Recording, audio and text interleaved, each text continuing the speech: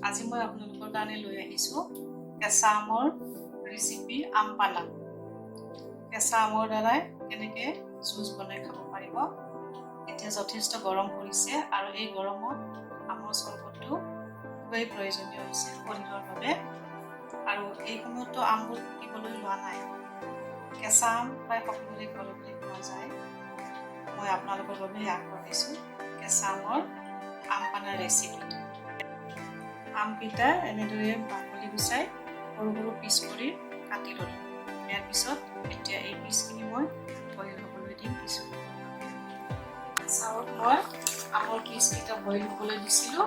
এতিয়া বইল হৈছে, এনেকৈ এটাৰে লাৰি দিলে আপোনালোকে গম পাব যে বইল হৈছে। এতিয়া বইল হোৱাৰ পিছত মই গেছৰ জুইটো অফ কৰি দিম আৰু এইখিনি কিছু সময়ৰ বাবে ঠাণ্ডা হ'ব দিম।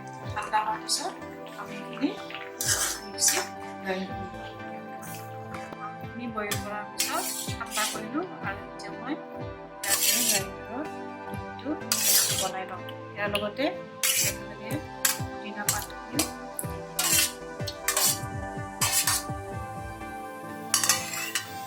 ইয়াৰ লগত আমি পুদিনা পাতটো গ্ৰাইণ্ড কৰাৰ পিছত আপোনালোকে পেষ্টটো দেখিলে পুদিনা পাতৰ সৈতে এটা ধুনীয়া কালাৰ হৈছে। এই পেষ্টটো এতিয়া আমি আকৌ প্ৰচেছ কৰিম।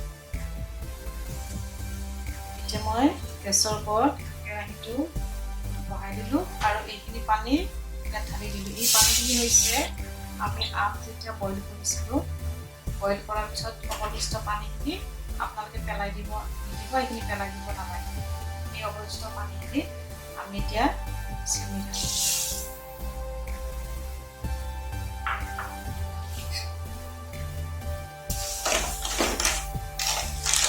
চেনি আৰু আমৰ পেষ্টটোৰ এটা হিচাপ আছে। আমৰ পেষ্টটো যিমান ওজন হয় সেই পৰিমাণৰে চেনিও দিব লাগে।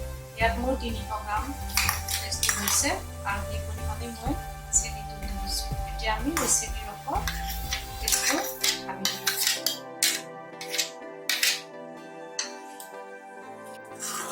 আমি ইয়াত চেনি আৰু আমৰ পেষ্ট ঢালি দিলোঁ। এতিয়া নিমখ দিম। নিমখটো জোখমতে দিব এটা হিচাপত। নিমখ দি দিলোঁ। তাৰপিছত আমি ইয়াতে এড কৰি জিৰা আৰু জালুক মই আগতীয়াকৈ এইখিনি মিক্সিত গ্ৰাইণ্ড কৰি লৈছিলোঁ। ইয়াৰে এই মছলা অলপ দি দিলোঁ। মছলাটো দিলে টেষ্টটো ধুনীয়া। চাওঁ, আমাৰ আম পানা ৰেডি হৈ গ'ল। এইটো কেনেকৈ চাৰ্ভ কৰিব মই দেখুৱাইছোঁ। আমি ইয়াতে আইচক্ৰীম দিলোঁ।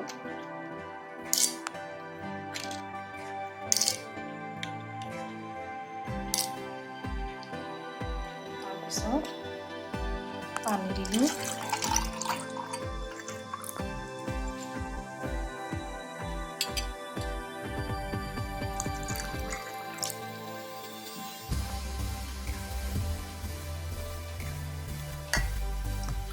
জুচ দিলোঁ।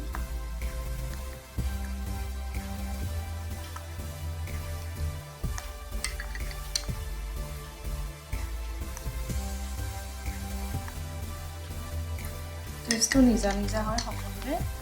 ইমান পাতলকৈ খায় আৰু কিছুমানে ডাঙৰকৈ খাই ভাল পায়। আৰু ইয়াত মই কোনো আৰ্টিফিচিয়েল কালাৰ এড কৰা নাই। কোনোবা ইচ্ছা কৰিলে গ্ৰীণ কালাৰটো দিব পাৰে আৰু লিকুইড চ'ডাও খাব পাৰে।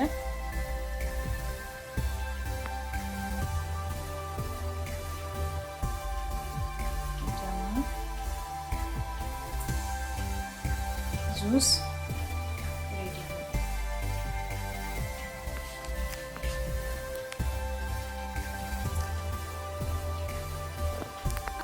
ফ্ৰেণ্ডছ, আপোনালোকক মই দেখুৱালোঁ আম পানা ৰেচিপি। আপোনালোকে এই ৰেচিপিটো ঘৰত ট্ৰাই কৰিব আৰু ভিডিঅ'টো কেনে পালে কমেণ্টত জনাব। লগতে লাইক আৰু শ্বেয়াৰ কৰিব আৰু মোৰ চেনেলটো ছাবস্ক্ৰাইব কৰিবলৈ আপোনালোকে নাপাহৰিব।